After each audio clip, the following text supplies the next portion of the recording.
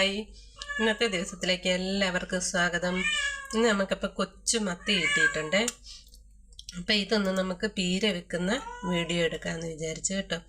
അപ്പം ഞാൻ എല്ലാവർക്കും പീര വെക്കുന്ന കാണിച്ചു തരാമേ. ഇത് പക്ഷേ കൊച്ചു മത്തിയാണേലും ഉണ്ടല്ലോ, നെയ്യായിട്ടുണ്ട് കേട്ടോ, നെയ്യായി വരുന്നുണ്ട് മീൻ. അപ്പം നമുക്ക് ഇതെല്ലാം വെട്ടി ക്ലീൻ ചെയ്യാം. മത്തിയെല്ലാം വെട്ടി ക്ലീൻ ആക്കിക്കൊണ്ട് വന്നിട്ടുണ്ട്. പിന്നെ നമുക്ക് തോരന് ആവശ്യമായ സാധനങ്ങളെല്ലാം ഞാനിവിടെ അരിഞ്ഞു വെച്ചിട്ടുണ്ട്. അപ്പോൾ കാണിച്ചു തരാം.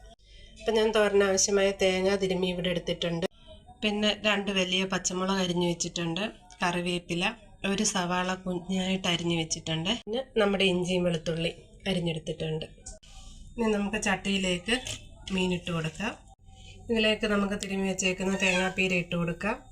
ഇനി നമുക്കിതിലേക്ക് സവാള ഇട്ട് കൊടുക്കാം, പച്ചമുളക്, കറിവേപ്പില, ഇതിലേക്ക് നമുക്ക് ഇഞ്ചി അരിഞ്ഞതിട്ട് കൊടുക്കാം, കൂടെ വെളുത്തുള്ളി ഇട്ട് കൊടുക്കാം. ഇനി നമുക്കിതിലേക്ക് മഞ്ഞൾപ്പൊടി ഇട്ട് കൊടുക്കാം, ഉപ്പുപൊടി ഇട്ട് കൊടുക്കാം, ഒരു പിഞ്ച് മുളക് പൊടി കേട്ടോ. എനിക്ക് മുളക് പൊടി ചേർക്കുന്ന ഇഷ്ടമല്ല, കാരണം തോരൻ മഞ്ഞിച്ചിരിക്കുന്ന ഇഷ്ടം. പിന്നെ ഒരു ശകലം ഞാൻ ചേർത്തിട്ടുണ്ട്.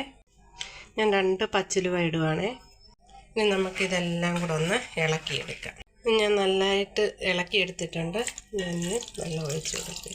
കുറച്ച് വെള്ളമേ ഒഴിക്കുന്നുള്ളൂ കേട്ടോ, കാരണം മീനയിലെയും സവാളയുടെയൊക്കെ വെള്ളം ഇനി ഇറങ്ങുവേ. ഇനി നമുക്ക് പുളിയും കൂടെ കുതിരാൻ വെച്ചിട്ടുണ്ട്, ഇട്ട് കൊടുക്കാം. അപ്പം ഞാൻ പുളി കുതിരാൻ വെച്ചിട്ടുണ്ടായിരുന്നു. ഇത്രയും വെള്ളവും കൂടെ നമുക്ക് പുളിയും കൂടെ ഇട്ട് കൊടുക്കാം. അപ്പം ഞാൻ അടുപ്പ് കത്തിച്ച് മീൻ തോരൻ അടുപ്പ് വെച്ചിട്ടുണ്ട്. ഇനി നമുക്കിത് വെന്ത് വന്നു കഴിഞ്ഞ് കാണാം. അപ്പം നമ്മുടെ മീൻ തോരൻ ഇവിടെ തിളച്ച് പറ്റി വരുന്നതേ ഉള്ളൂ കേട്ടോ.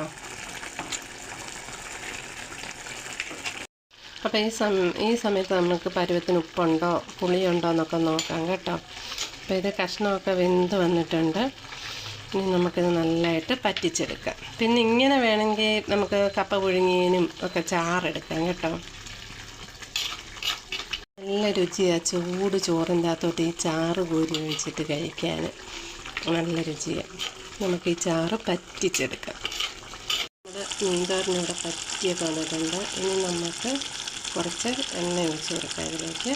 പിന്നെ നമുക്ക് 2 പച്ചക്കറിവേപ്പിലയും കൂടി ഇട്ട് കൊടുക്കാതെ. അപ്പം നമ്മുടെ മീൻതോരനിവിടെ സെറ്റായി വന്നിട്ടുണ്ട് കേട്ടോ. അടിപൊളി മീൻതോരൻ. അപ്പോൾ പുളി ഉപ്പ് എല്ലാം കറക്റ്റാണ്. അപ്പം നിങ്ങൾ എല്ലാവരും ഇങ്ങനെ ആയിരിക്കും ഉണ്ടാക്കുന്നത് അല്ലേ? അപ്പം നിങ്ങളെങ്ങനെ ഉണ്ടാക്കുന്നതെന്ന് പറയണേ, എന്നോട് അഭിപ്രായം പറയണേ. അപ്പോൾ എൻ്റെ വീഡിയോ ഇഷ്ടപ്പെട്ട എല്ലാവരും ചാനൽ സബ് ചെയ്യാനും ലൈക്ക് ചെയ്യാനും കമൻ്റ് ഇടാനും മറക്കല്ലേ. ബൈ.